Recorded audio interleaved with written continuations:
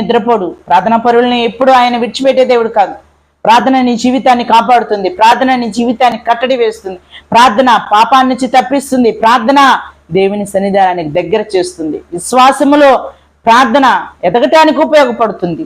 కాబట్టి ఇజ్రాయెల్ని కాపాడే దేవుడు కునుకడు, నిద్రపోడు. నిన్ను కాపాడే దేవుడు నిద్రపోయే దేవుడు కాదు. అలసిపోయే దేవుడు కాదు. నిన్ను విడిచిపెట్టే దేవుడు కాదు.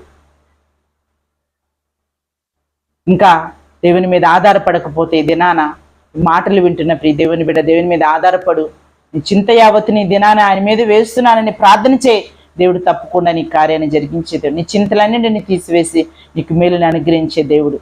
దేవుడు నీ హృదయాలకి శాంతి సమాధానమని కావాలని అనుగ్రహించి నీ చింతలన్నీ తీసివేసి, నీ బాధలన్నీ తీసివేసి, నీ కష్టాలన్నీ తీసివేసి నీకు నెమ్మదిని కలుగు చేయనుగాక. ఈ మాటలు నీ హృదయంలో ఫలింప చేయనుగాక. నీ చింత యావత్తును దేవుడు విడిపించి